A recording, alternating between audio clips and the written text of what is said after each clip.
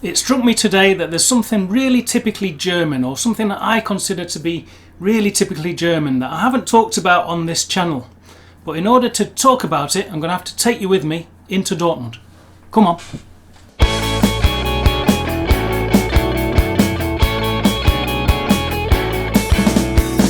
He's been trying far too hard.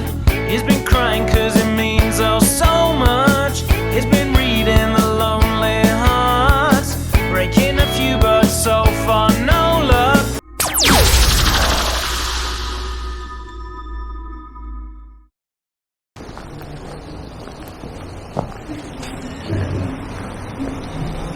Okay, we're now entering the what's known as the Brückstraßenviertel, Brückstraße quarter here in the northern side of the city centre.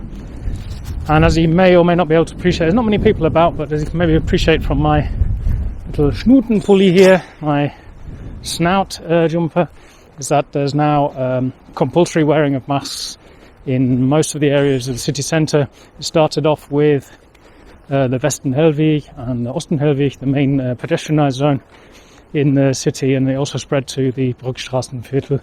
This is one of the more lively areas of town, the more cosmopolitan areas of town. It's an absolute paradise if you're looking for something to sweet, some fast food. We've got no end of Turkish and Arab type eateries, also burgers, pizzas, whatever you want.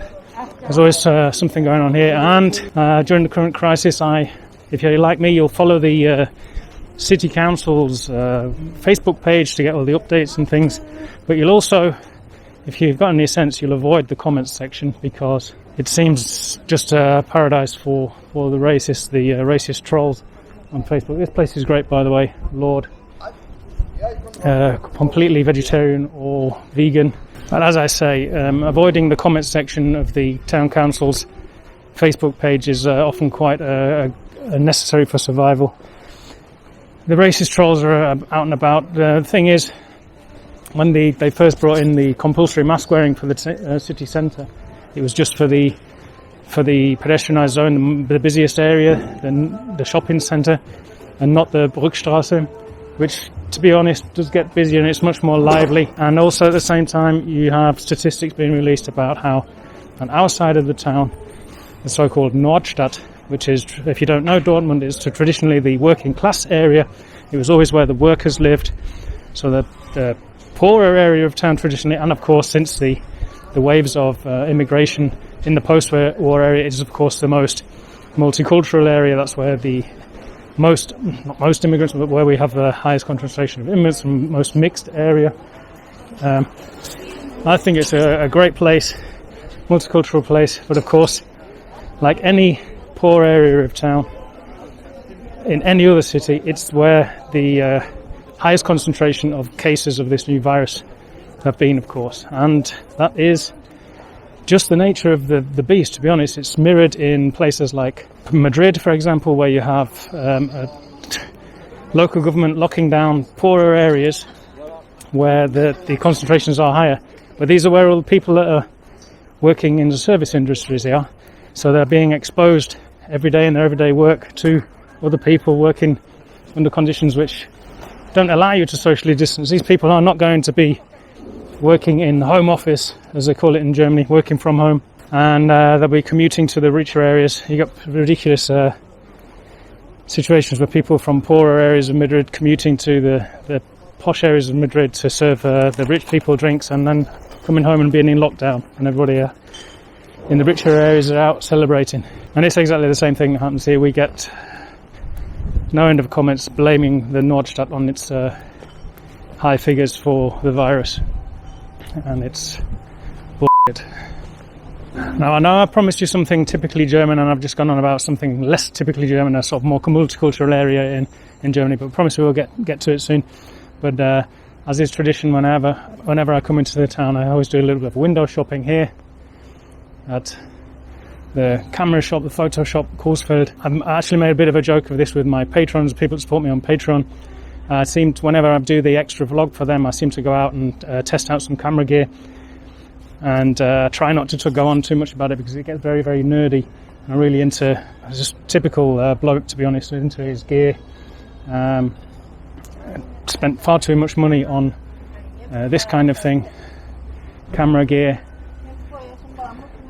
The whole YouTube thing is just an excuse to buy expensive gadgets and have fun with technology.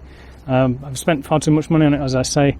I could probably do everything that I do, everything I need on a smartphone, but I really do have a lot of fun with cameras like these, mirrors, cameras and stuff like that. I've sold some gear recently, and I've actually ordered a new camera that should be here within 2 weeks. I actually ordered it from here to pick up from here. So in 2 weeks' time, if you notice any increase in the quality of the image, let me know. Incidentally, I'm on the simple action cam today. It's about this big. Hold on, I'll take a picture of it for you, let you know what we're looking at. I find it's great for this kind of thing around town, really inconspicuous. Here we go, here's a picture.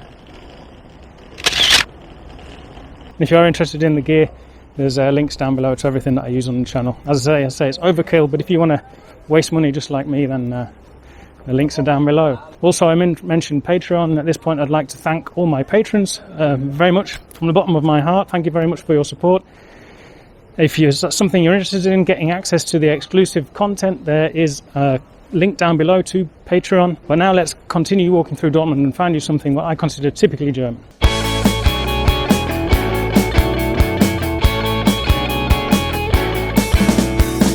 He's been trying far too hard. And this is going to be my first example of what I'm talking about. This square here, Alter Markt it's called.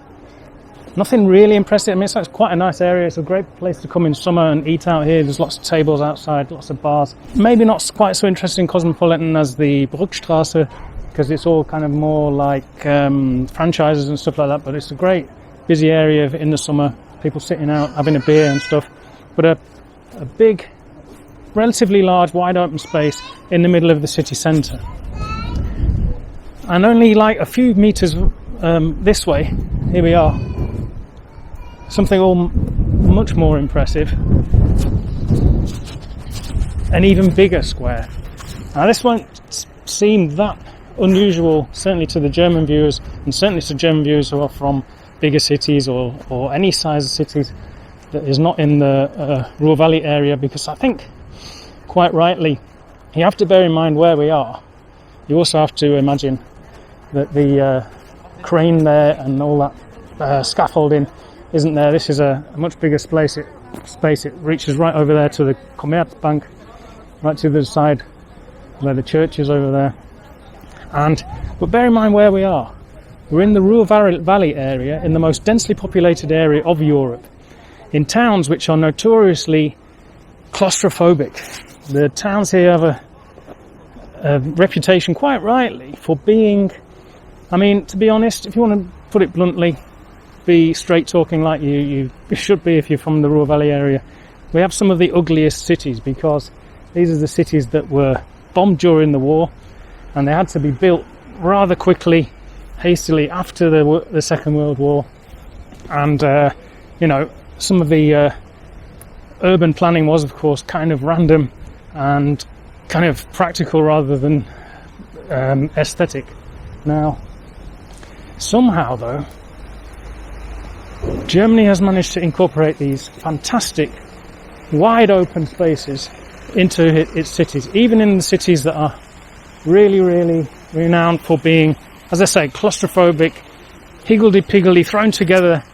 I mean, I'm no urban planner, I'm no expert, I'm not an architect or whatever, but this is just something that struck me. I remember when I moved to Germany back then, these wide open spaces in the middle of busy towns. Now, I'm not going to say that these don't exist in the UK, and I know that London certainly has its impressive squares and park areas in particular, but I don't know, it's something that struck me even in Bochum. Bochum strikes me nowadays as being even more claustrophobic and even more jam-packed and busy than Dortmund. But even then, my first impression was I came out of the Hauptbahnhof, out of the main station, and it was just a feeling of big open spaces, of breathing space. This is something I really think adds to the quality of life in all German cities that we don't get in the UK. My impression, certainly, I've lived in industrial areas in the north in the UK, Nottingham, Leicester, Doncaster, Sheffield. Those are the cities I probably know the best. And only really Nottingham with its big, what was the place? The council house. There's like a square just in front of what's called the council house in the middle of the city. There is anything really comparable. It's nothing compared to this. And especially when you bear in mind, we've just got to go another few meters in this direction.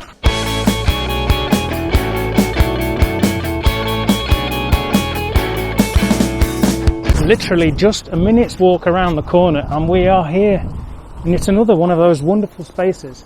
This is the Friedensplatz, the Peace Square, if you want to translate it. And this is actually really one of my favourite places in the Dortmund city centre. We've got here some of the town hall buildings, the Rathaus, the old building here and the new.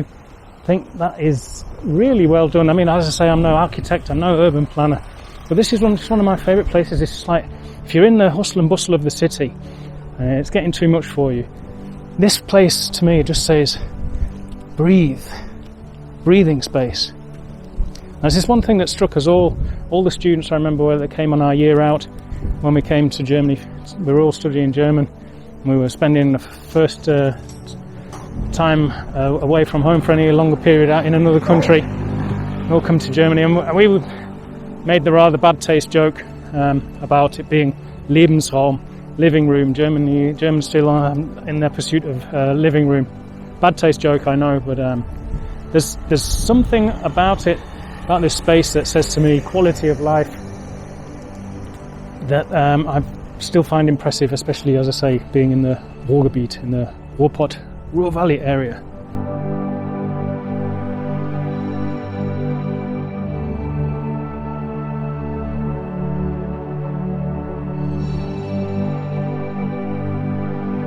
Okay, I'm back here again on the Hansaplatz, and I just wanted to say that here, the scaffolding that we saw before, and this is going to be the site of what is supposedly the largest Christmas tree in Europe. I was actually a bit let down when I found out the truth about it. It's actually a tree that they put together here. It is actually huge. It is very, very huge. It goes way up there, higher than that crane. But it's put together of many individual Christmas trees, but it's very impressive. And this, of course, is going to be the site of the Christmas market, the Weihnachtsmarkt here in Dortmund. I know it's a cliche, but this is genuinely a tradition that I really, really look forward to. And if you want proof, any more proof that the British really, really appreciate the German-style Christmas markets, you just have to go to England, the UK, Christmas period nowadays, and all these German-style Christmas markets are popping up.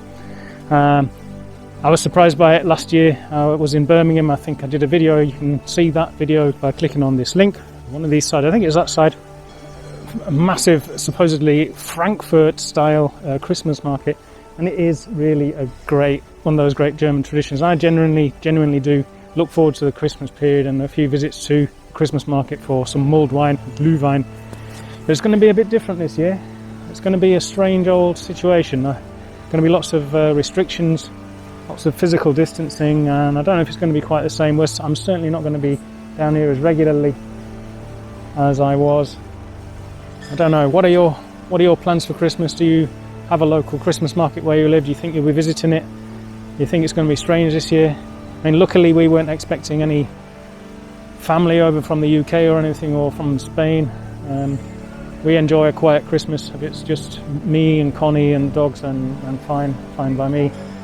But I might miss the Christmas market, or at least miss the Christmas market as it usually is. It's one of the highlights of my year. I say it's a cliche, Germany Christmas markets, but it's a reputation that's well deserved. I think it's great.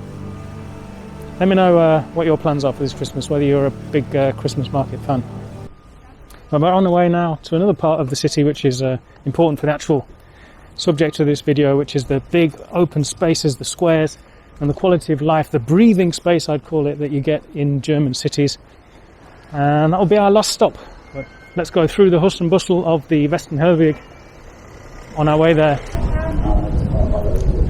And as ever, even though it's not busy here in the city, I'm gravitating to the left, so I'm going to try and keep myself to the right, so that I'm not going to have those problems, those culture shocks that I talked about in the recent video. I'm not going to get stuck in pedestrian traffic here.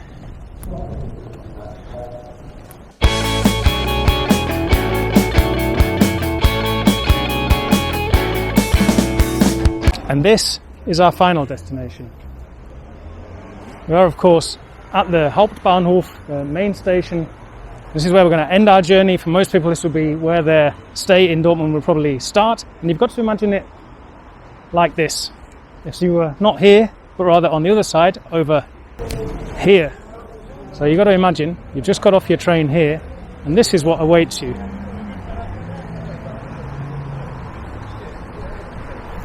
This says, to me, this says, welcome to Dortmund.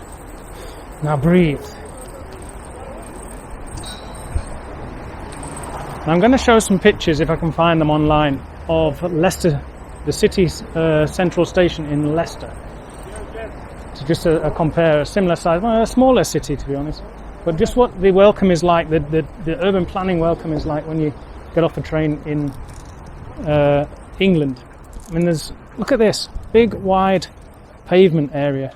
So you step out and you've already got lots of room. A lot of room before you get to the road, and that's a stark contrast to what you see in Leicester on the pictures, surely. And it doesn't end there. You cross over here, take advantage of this green man. Cross over here, and once again you've got practically a big wide open square. And to the right of you, you've got the football museum, the Museum, and a really nice area to sit down. There's like a Schnellimbiss Vereinsgrill, a place to get some chips, currywurst, and have a sit down. And that's what I imagine a welcome. It's a welcome to my city. This is what Dortmund wants to say. Welcome to the city. You can breathe. Correct me if I'm wrong, if I've got this wrong, but this is, for me, this is an image that repeats itself. This is very typical all the way across the country, all nationwide in Germany. Little wide open space, well, not so little, large wide open spaces, even in the middle of a busy city centre. These are very important, and I think they add quite a lot. They really do add quite a lot to the quality of life in a city. Let me know where you're from also down in the comments below, whether you have a city like this, or I'm sure, don't know, I've maybe got a romanticised view of it, but I imagine certainly places like Nuremberg, where Nuremberg in English, Munich, Stuttgart, places that maybe richer, have been subject to better, more careful planning. They've still got maybe some of their old town areas intact, but their areas are even better, and there's even more of this breathing space. Is that the case? As I say, I've got to do some more travelling, see more of the country, and see for myself. Well, I hope the video was of some interest to you. I'm willing to bet that this is something that you've never, if you're watching and you actually are from Germany, this is something you've never really considered. But go to a busy industrial town in the north of England, and you're not going to be met with this kind of view. This is what I call typical German breathability. Breathe it all in. If you did enjoy the video, or you have some feedback for me, leave a comment down below. Also give me a thumbs up if you did enjoy the video, and consider, if you have not done so, subscribing to the channel. That would be great. And thanks for watching, as ever. Mach's gut, Leute. If you did enjoy the video, share your comments down below, give me a thumbs up, and if you haven't already done so, please consider subscribing to the channel. Well, speak of the devil, I was just walking past here on my way back home, past the camera shop, as you see, and my phone rings. I go and answer it. It's a Dortmund number. I said, Foto Kursfeld. And I said, I'm just stood outside your shop, shall I come in? And I went in, and they brought me the good news that my camera is going to be delivered tomorrow, the new camera, so I don't have to wait another 2 weeks. It's going to be here tomorrow, so I can bore you all senseless with talk of camera technology starting tomorrow. Woohoo!